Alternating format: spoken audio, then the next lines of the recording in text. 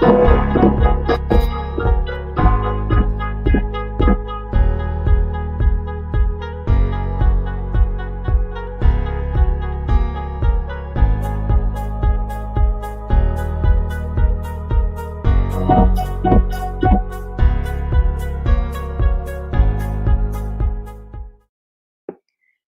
everybody, welcome back to Akashicon Presents Make Your Monday, where we are hoping to make your Monday a little more exciting.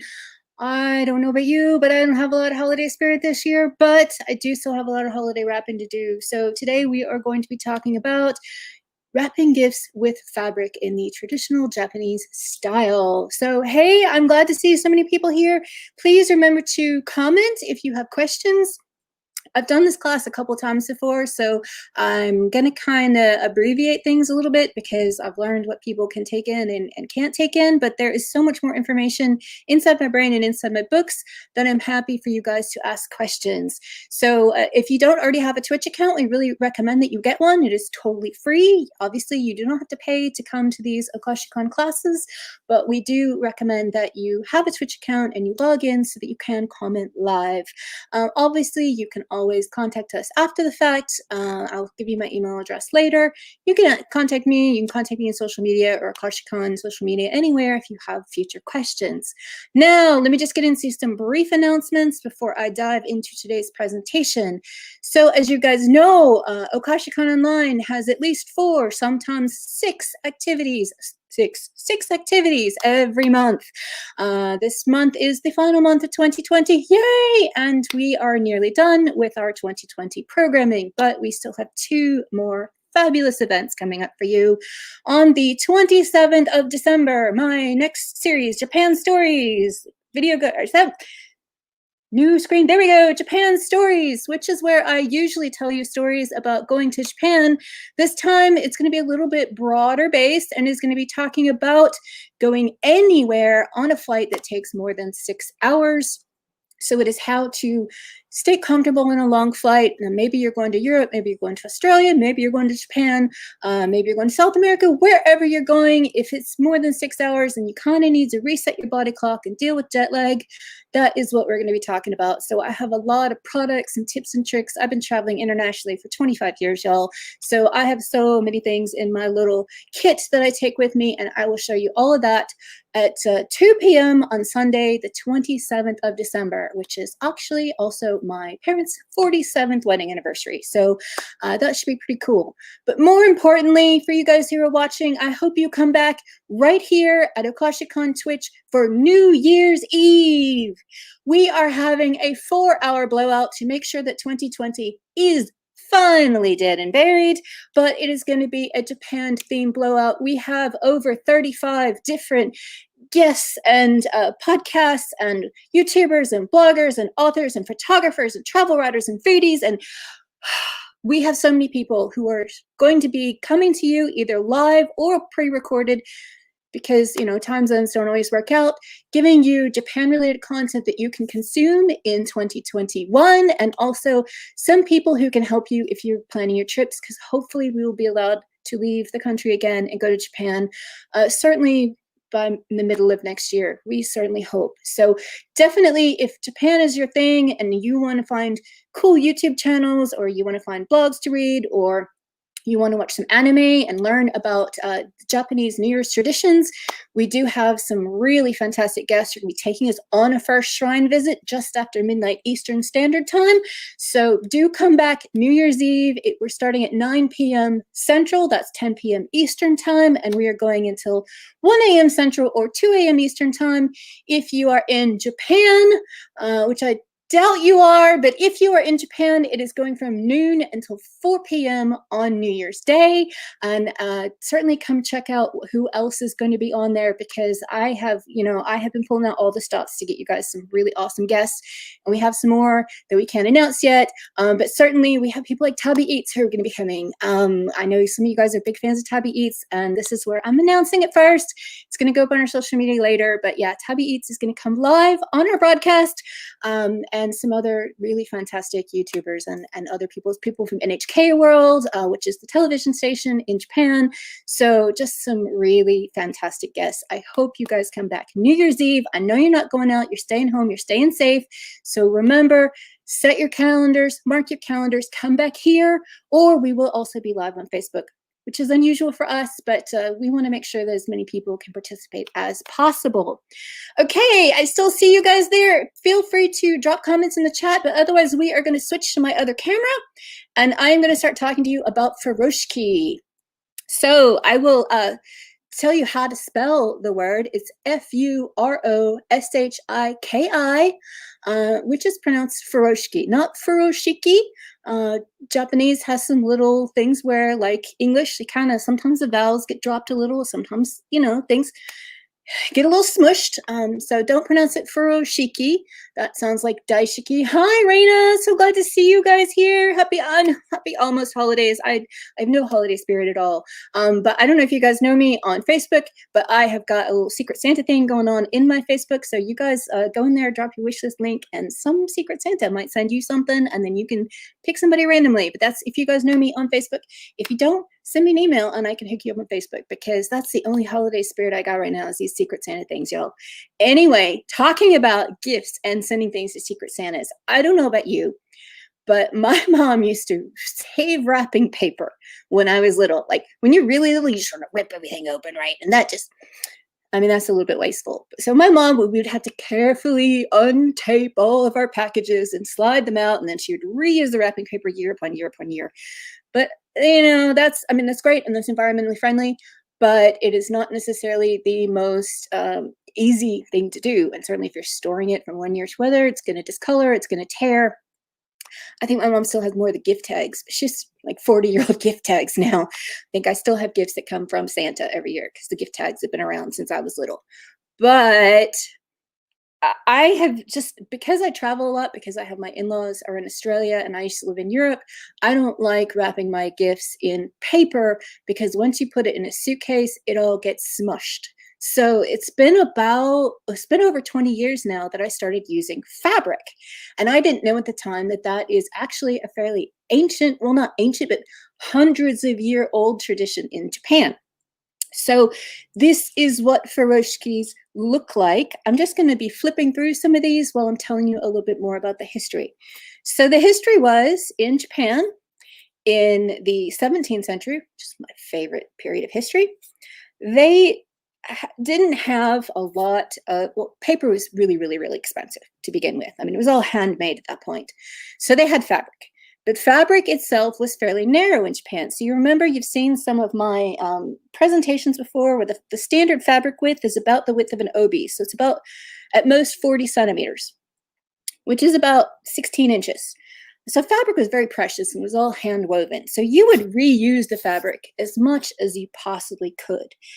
But they also have a tradition of not wanting to give a gift naked. It shouldn't be bare in some way. So you've got to cover it up, because that shows respect to the item that you're giving. So they would take the fabric that they had, leftovers, they'd patch it together, or they would use some tiny pieces of their most beautiful fabric. I was going to see if I can reach for some, but no, it's off camera a little bit too far. Just some gorgeous pieces that you might have a little bit left over from a kimono, for instance. And so they would, if they were ever giving a gift or returning a gift, they would make sure they wrapped it in cloth and then hand it to them very gently. And they developed a tradition. So I'm just going to pretend for a moment with my eyeglasses, my sunglasses. If you were giving someone a gift and you would wrap it up nicely and hand it to them in the cloth like this, and you hand them the cloth, then that means that when they give you a return gift, which is a very big thing in Japanese culture, someone gives you a gift, you tend to give them a gift, and you end up in a cycle, sometimes for life. If you give them the fabric, with it wrapped in the fabric, then they're supposed to give you the return gift wrapped in the fabric. And you're creating this cycle of reciprocal gift giving, kind of like Secret Santa, is only not so secret. If you don't want a return gift, then what you do is you have your wrapped package, it's wrapped in the fabric, but then you open it up and you gift it on top of the fabric like this. So then you're going to hand it to them. You've opened up the gift in front of them, and then they just take it this way. And then they know that you're not looking for a return gift. Now, sometimes that can be considered rude. Nowadays, certainly in American culture, that's often what we want to do. We want to say, hey, this is just for you, and you're not obligated to do anything back for me. But, those are the two ways that these were traditionally used. However, this cloth was also, they didn't have handbags and backpacks. So any way that things needed to be carried they were smaller than, an entire cartload or like a wheelbarrow load, they would be wrapped up in some kind of fabric. So you can make bags, backpacks, all kinds of temporary carriers out of fabric. Now, we're not going to get into a lot of that today because honestly, I have a small desk, as you can see, so I can't show you how to make an entire backpack size, but I can tell you how to get instructions for that. So today we're going to be working with the most basic size of furoshiki. These are approximately 45 to 50 centimeters square. Furoshiki are generally square because that is the tradition. Obviously, if you are using fabric in terms of, instead of wrapping paper in the United States, and people, don't have an expectation it's going to be a furoshiki, go ahead and use whatever size you want. Wrap it the same way that you would with paper. You can use some tape or double stick tape or something like that to hold it down. You can use ribbons to tie things on. You can use it exactly the way you would wrapping paper. But if you want this to be completely reusable, you need some kind of hem to make sure that your fabric doesn't fray. So that we're going to talk about your fabric choices, your fabric sizing, and then also how you would finish your edges. So how to know what size of square you need. You're going to take your item, whatever it is that you're gifting. I'll be showing you this bento box later because that is still the primary use of furoshiki now, is to help keep your bento box a little bit insulated. But a bento box, for example, you want your furoshiki corner to corner. So imagine this is turned sideways. You can't see it on my camera, but you want it. Let's show you this way. I'm not sure if you can see, but you've got it kind of on a diamond shaped angle. You can't really see there, but the points are on this way. You want this total length, corner to corner, to be 3 times the length of the gift or item that you're trying to wrap up. If you're trying to do a long cylindrical thing, so for those of you who are Japanese speakers, it would be the honbonpon counters. Yes, I said the C word. Counters are one of the most difficult things for English speakers to learn. Although, to be fair, English counters are terrible for other people to learn. But if you are doing, usually they demonstrate with wine bottles. Wine bottles are a bit too big, so I'm going to show you with some vinegar bottles. But this length needs to be at least twice. So corner to corner needs to be at least twice the length of your item.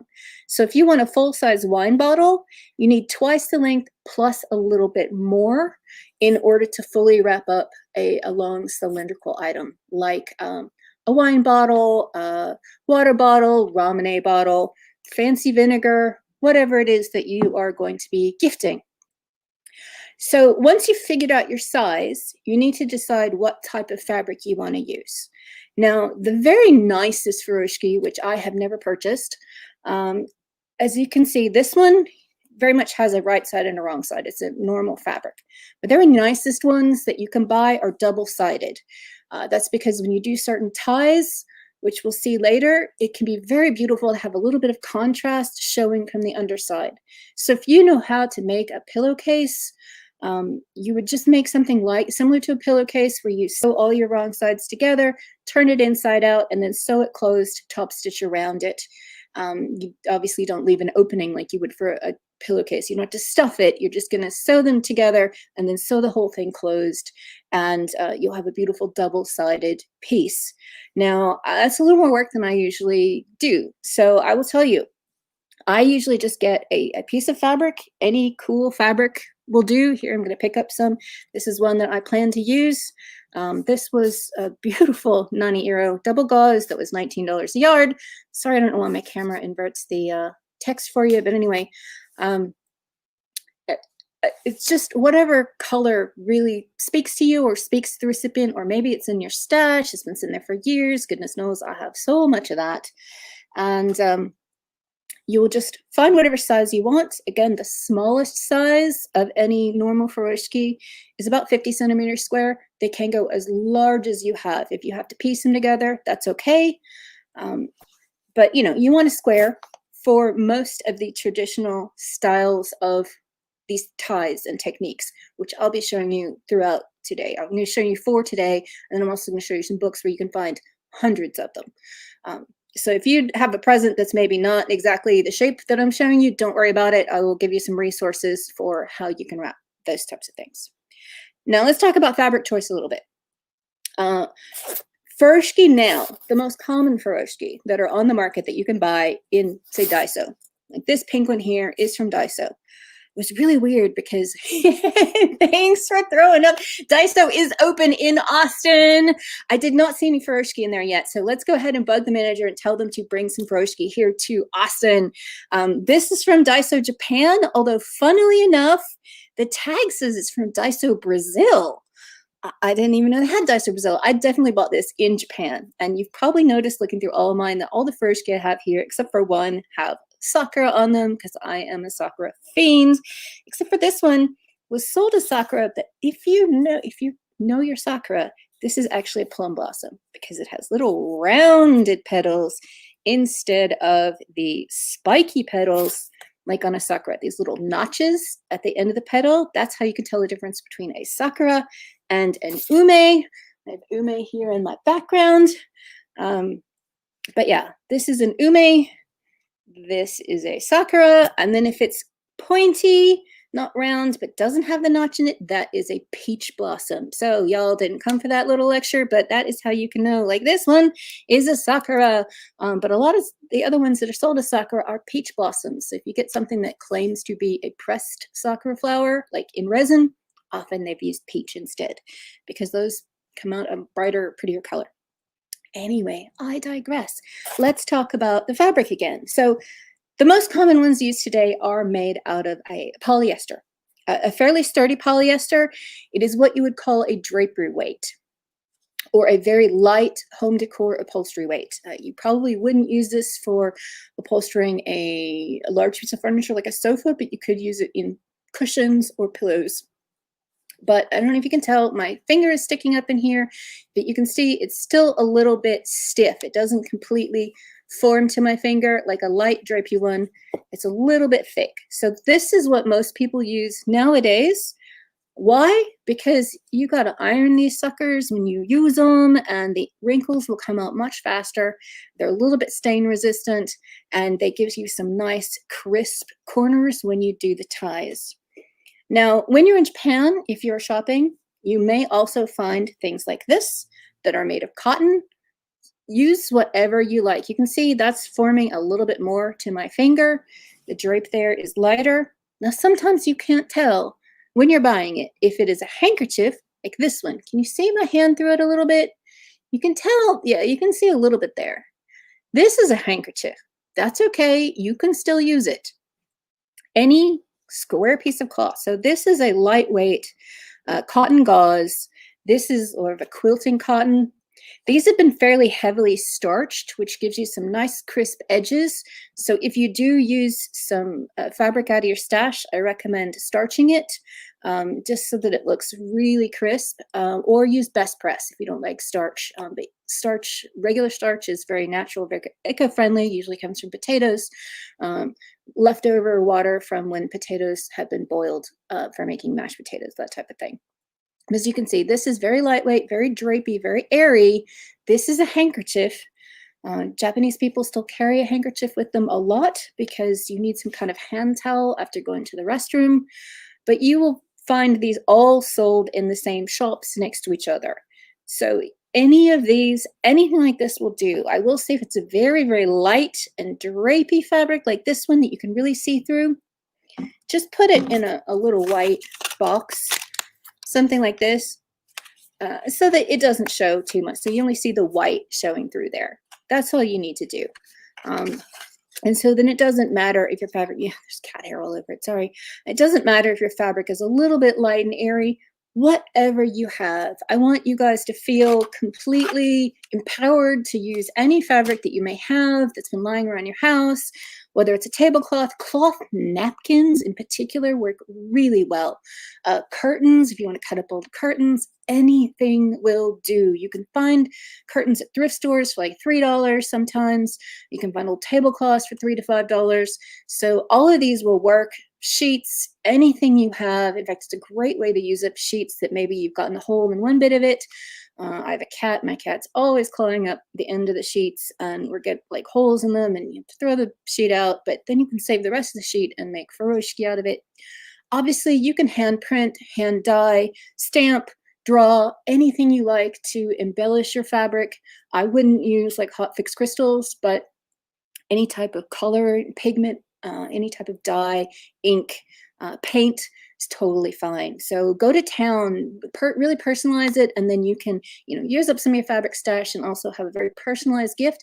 And then if you want to, tell your recipient about the tradition of like, gift exchange using that particular cloth. So try to encourage the people that you're giving this to reuse it and give it back to you or pass it on to someone else. Now, how to make these? Like I said, it doesn't matter which fabric you pick. The way that these are going to be prepared is going to be exactly the same. So I'm not sure how well you can see this.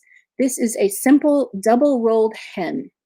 It means that the edge of the fabric has been rolled over once. I'm doing this a little bit bigger so you can see on camera. Rolled over once, and then rolled over twice, and then stitched down.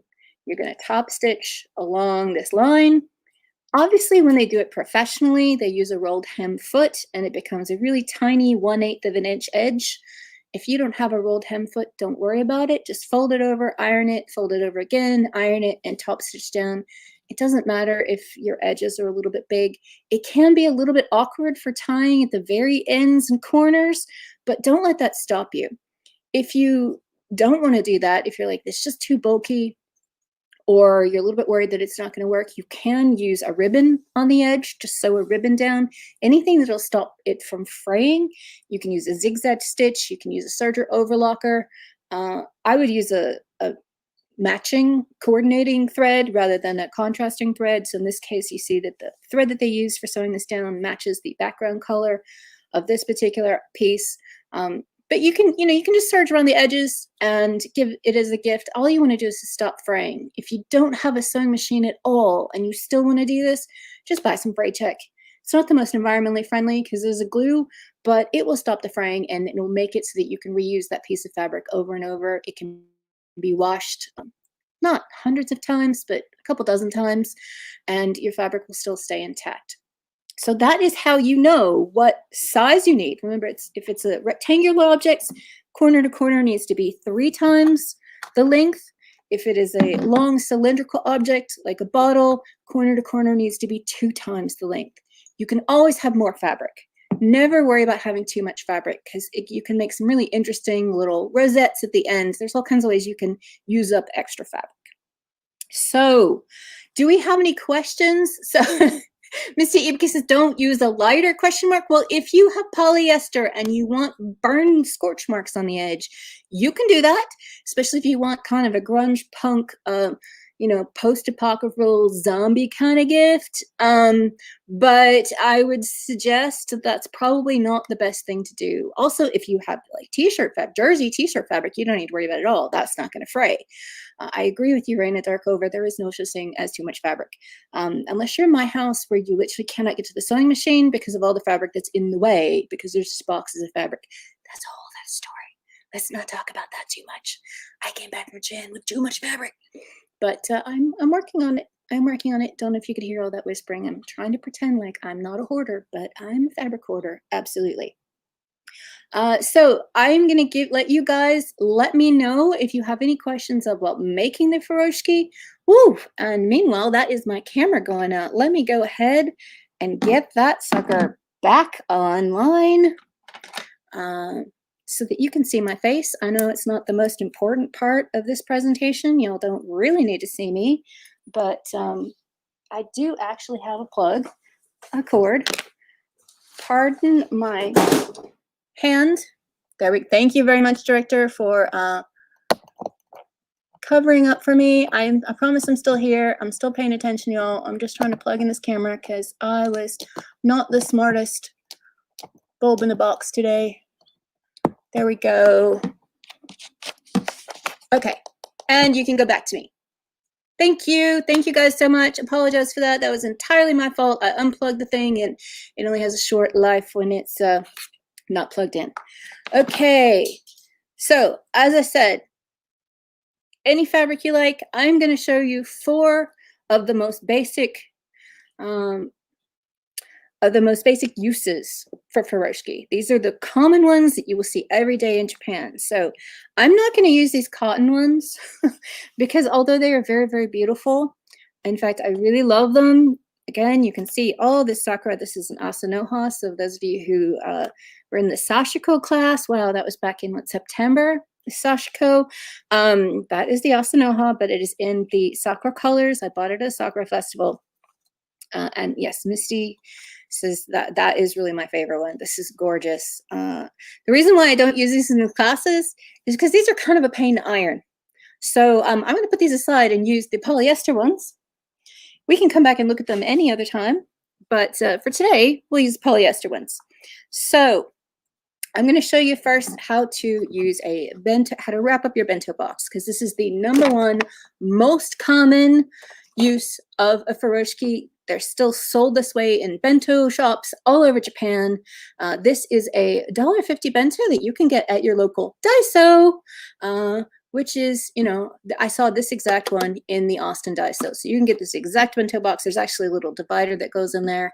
So again, remember, stop in Daiso, our buds. We love them.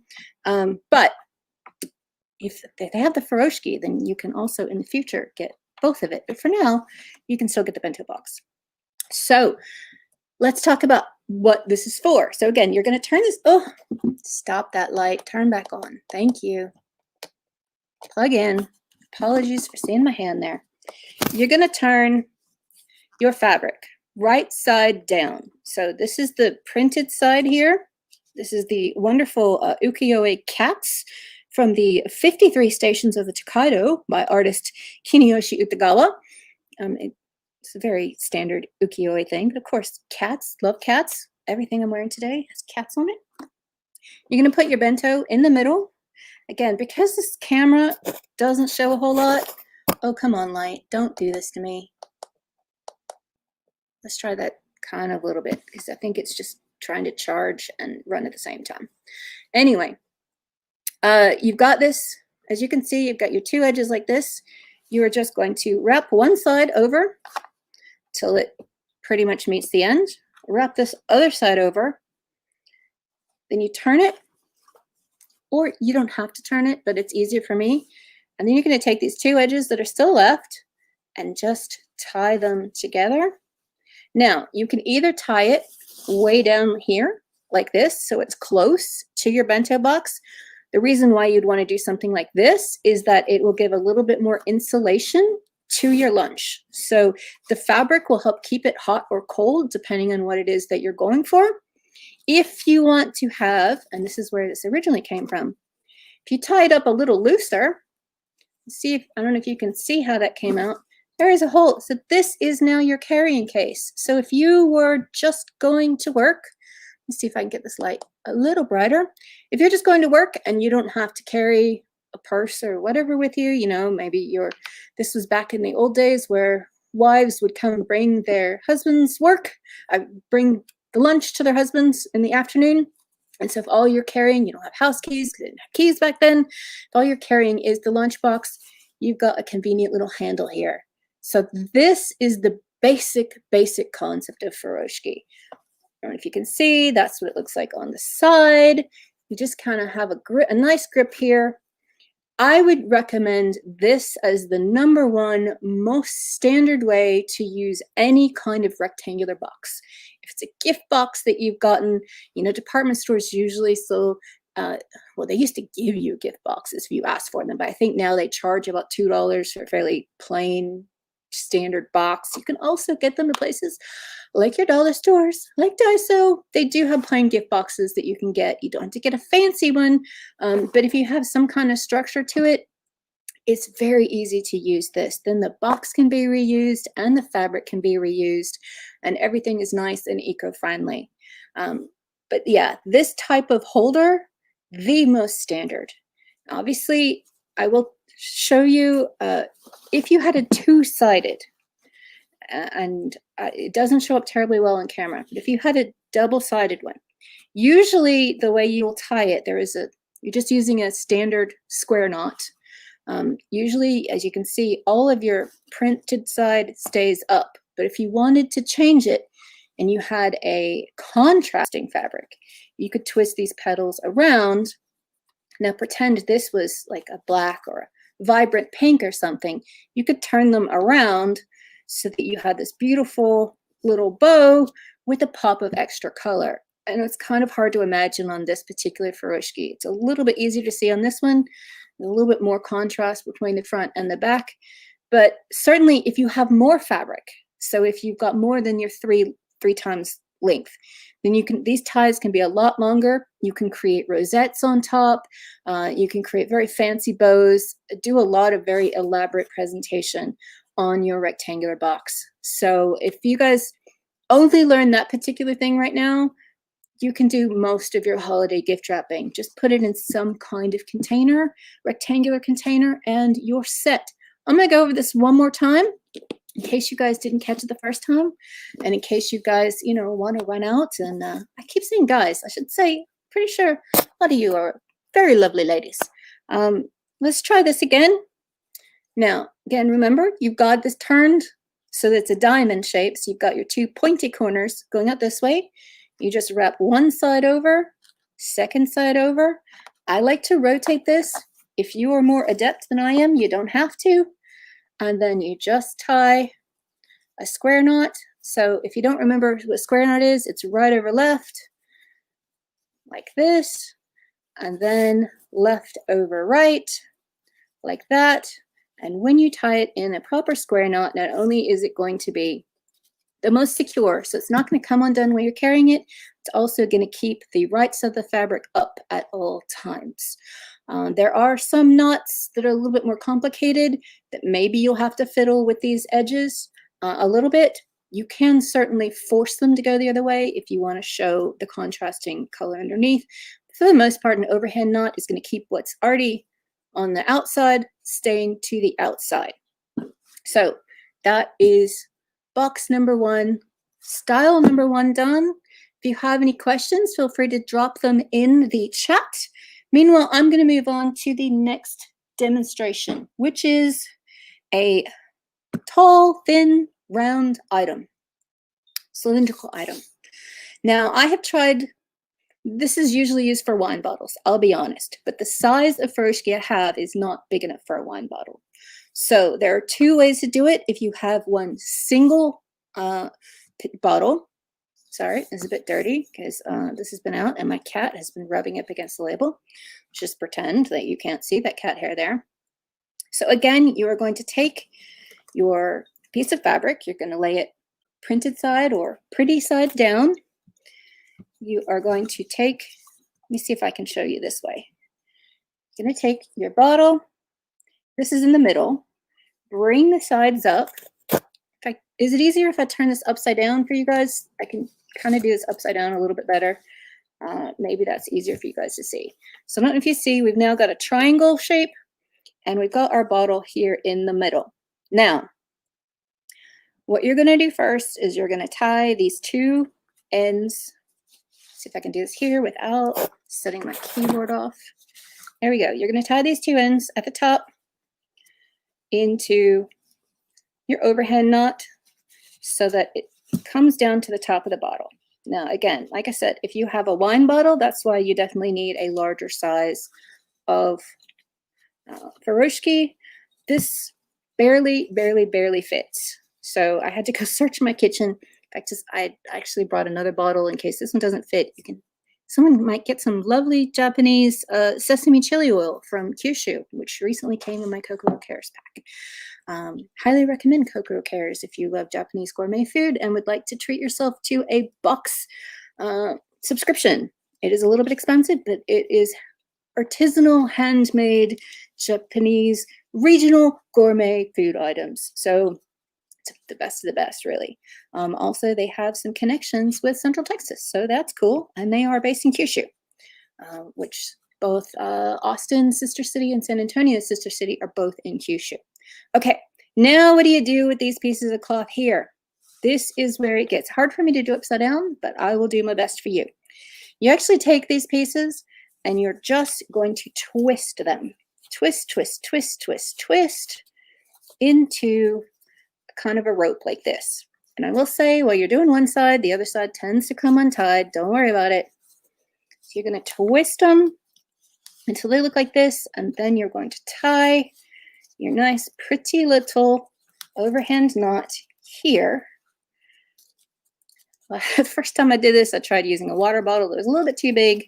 That didn't quite work, but here you go. This is what your gift presentation will look like. Again, you've got the correct sides, the right sides of the fabric showing. If I were tying this facing me, the knot would be more like this. It doesn't really matter. You can fiddle with the knots a little bit afterwards until you find whatever is pleasing to you. But as you can imagine, if you're gifting something like a fancy vinegar, a fancy oil, or a bottle of wine, this is much more interesting than just those sort of long, thin gift bags that you can get. Now, what if you want to gift 2 bottles? You can use the exact same furoshiki to wrap 2 bottles that you can use for 1. Again, remember, it's got to be at least, the corner to corner has to be at least twice the length of the bottle. This one gets a little bit tight, I will warn you. Sometimes I would recommend 2 times the length and then a good 5 inches beyond there. And remember, so you got 2 bottles. So imagine that you're getting 2 gorgeous things. I have a pomegranate balsamic vinegar and a violet balsamic vinegar. These are gorgeous. If you don't know Conolio in North Austin and in downtown Austin, I highly recommend it.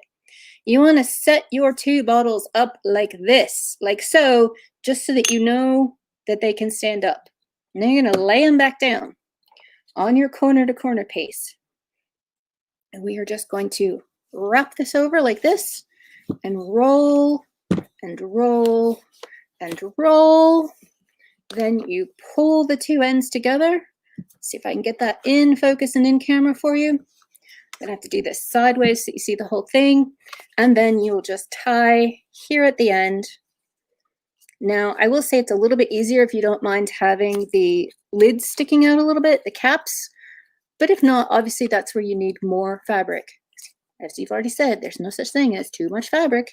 You could do a really elaborate bow at the top of this if you had excess amount of fabric. But you're going to go ahead and tie that knot. Pretend that I've done a complete square knot for you.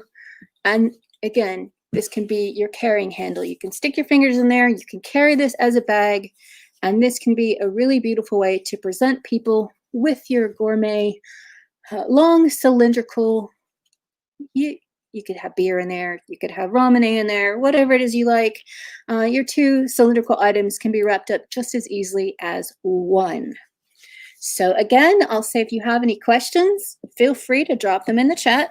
I think it's fairly self-explanatory. One of the reasons why I love this technique is it's so easy.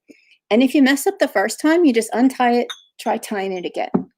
Now, this is a way to use a furoshiki as an impromptu handbag. Now, when I went to Kappabashi Dori, which, as you guys may recall from the first Japan stories that we did back in, what was it, July? That's where Kitchen Town is in Tokyo.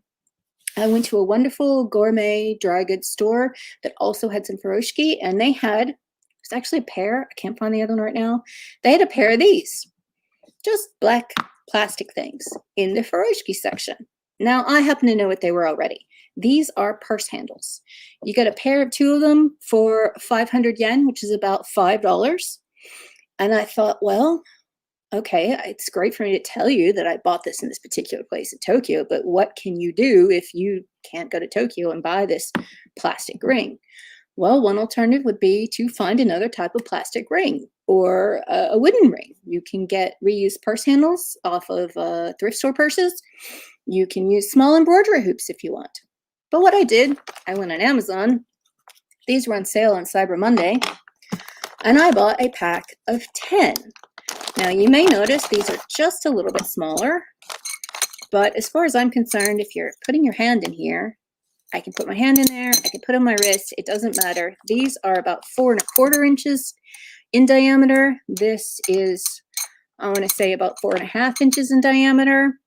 You can use bigger if you want, really doesn't matter. But all you need is a pair of handles, and like I said, now full retail price for these, it's still 5 pairs or 10 rings for I think $12 on Amazon. So, and they have different colors.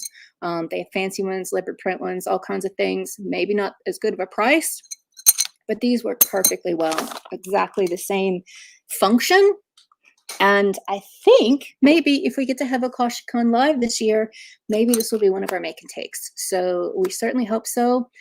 Thank you, spammer. You can go away now. Please ignore the spammers. Anyway, so say that you're like me, you have a beautiful yukata, and you want to wear a little handbag, and you don't have one of the little drawstring bags, but you need something just to carry your phone, your keys, your wallet, that kind of thing. But nothing that you have really matches your gorgeous yukata. Well, that's where you take a furoshiki or make a furoshiki. Again, put your pretty side down. You're going to take each handle separately, and then you're going to come up as close to this cup corner as you can. The more tightly, or the less fabric you use while you're tying these knots, the bigger your bag will be. So obviously you can have a really big bag. This is also how you can make a backpack very similarly, although you can create some internal straps, but you just want to take, again, keeping your pretty side out. You're going to do just a double set of overhand knots. So you're not going to do a square knot necessarily, but you're going to make sure that this tail is long enough to then tie again. I'm not going to go ahead and do that because y'all don't want to sit here and watch me tie all night. Pretend that I have wrapped it twice, though. Pretend that I have double tied it. Again, here's a tip that I have to make sure that you always have the pretty side out. You want to make sure this first tail goes over the ring, not under the ring, because then you could be showing the wrong side of the fabric. Go over the ring when you're tying your first of the overhand knots. So again, you want to stay as close to the end of the fabric as you can while still having enough to tie the second bit of your knot. Sometimes if you really pull and tug at it, you can get extra length out of here. See, watch me grip my teeth a little, put some muscle into it. That's why polyester is great, because no matter how hard I pull, I'll be able to iron all of these wrinkles out later. You will never know that it's already been used. But yeah, imagine that I've gone ahead and tied that one again. You can turn this over, pull up your other handle here.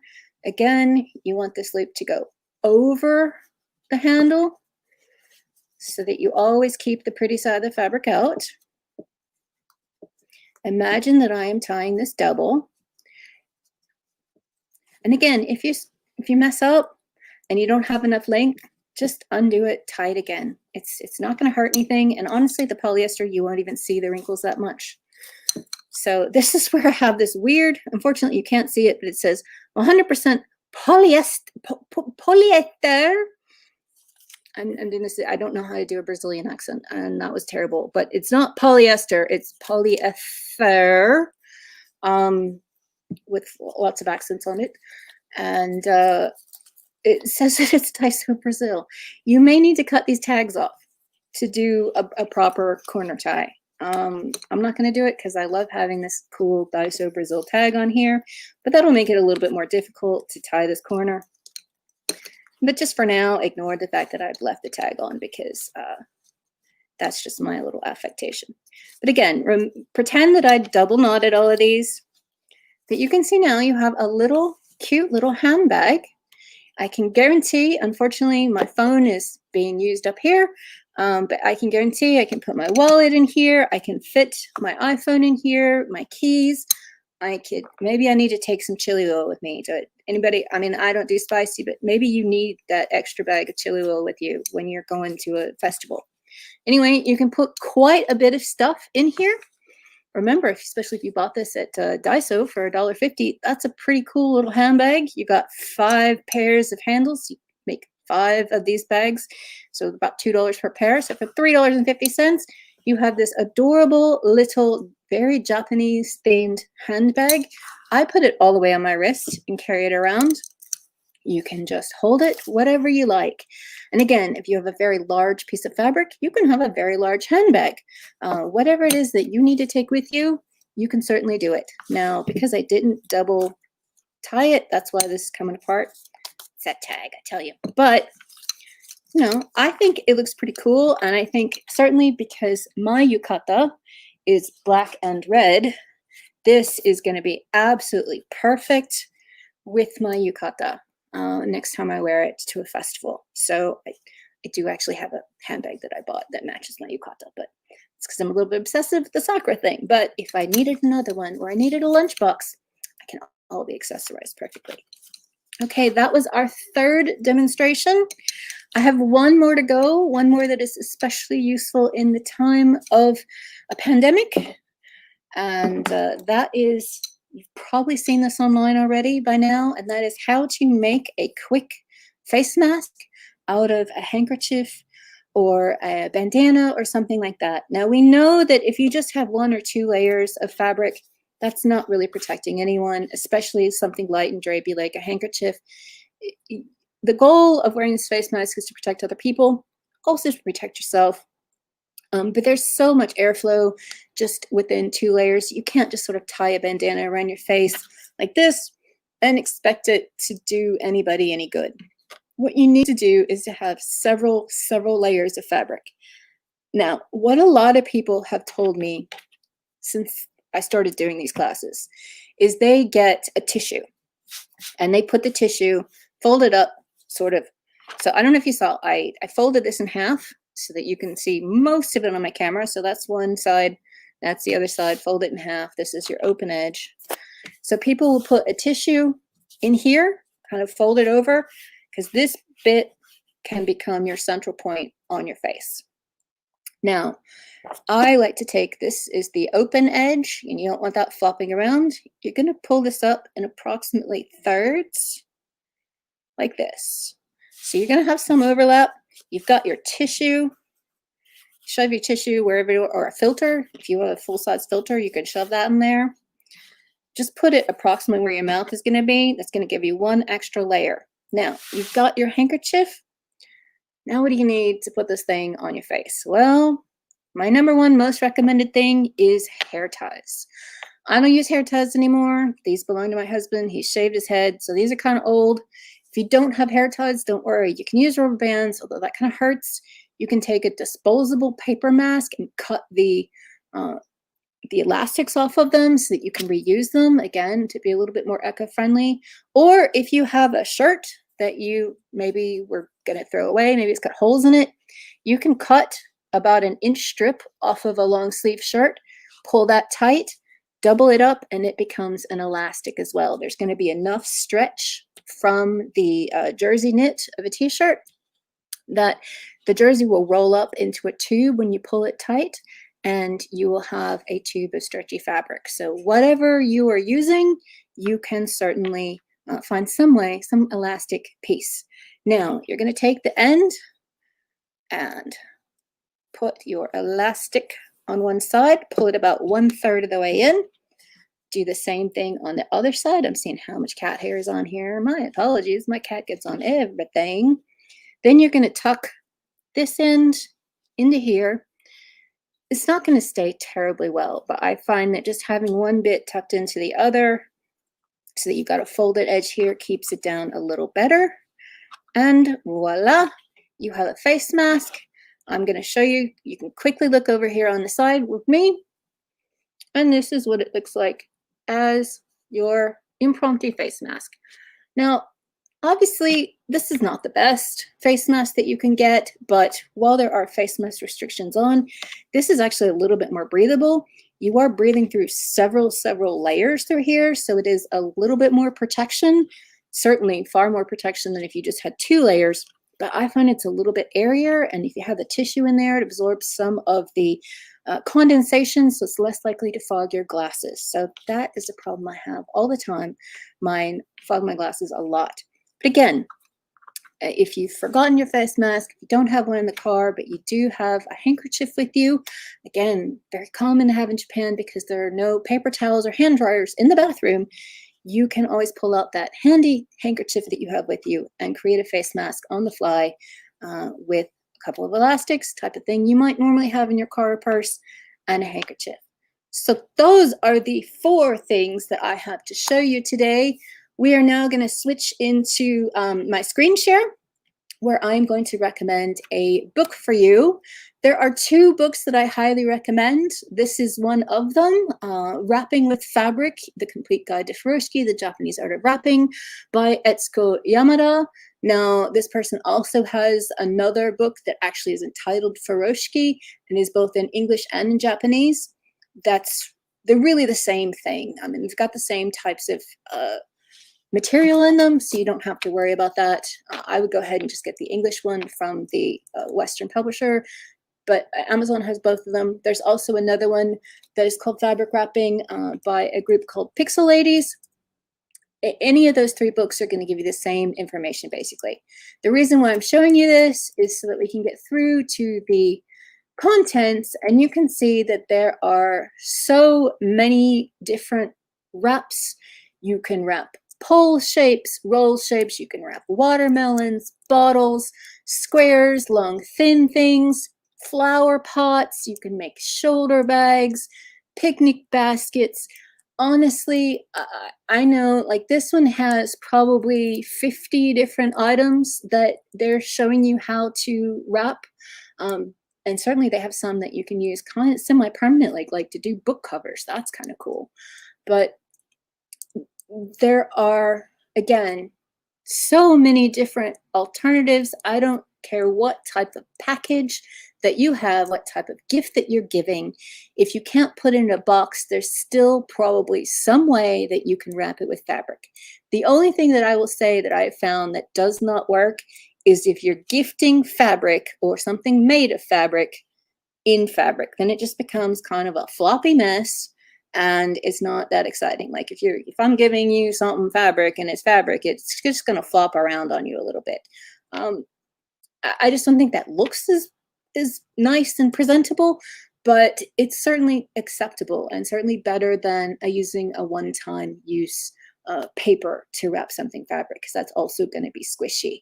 So I am just going to do my final call to see if there are any questions, any comments, any concerns, anything you have to say. And while we're doing that, I'm just going to give you a final reminder. Do keep an eye on the Okashicon online social media, because we are having some giveaways that you can start signing up for on Christmas Eve. We have some really big giveaways that are coming up for our New Year's special. And do remember to come back. If you can come on Sunday to learn about jet lag and long haul flights, that's great, Sunday the 27th. And if you can't, definitely please come for New Year's Eve, our big bash. Let's make sure that 2020 ends on a high note. And absolutely, we are going to be taking us into the first shrine where we can be wishing for a much better 2021. So don't forget to check out Daiso. Daiso is open in Austin now. We love them, and they have all kinds of cool stuff. Also, Kinokuniya in the same shopping center has wonderful Japanese gifts that you can be giving if you haven't finished your holiday shopping. Maybe you remember that some of the people that we mentioned during our last anime afternoons do have their merchandise in Kinokuniya Austin. So thank you guys so much. This is my email at the bottom. If you have questions, if you have a package you're not sure how to wrap, or a fabric you're not sure how to finish the edges of, you can drop me an email to Julianne in Japan. Remember, my name is spelled with 2 N's and no E's. Julianne in Japan at gmail.com. You can drop me a line anytime, or you can message me on Facebook or Instagram. I'm also Kintsugi Style on Twitter. And All of our previous episodes of Make Your Monday are currently available on the Akashicon website.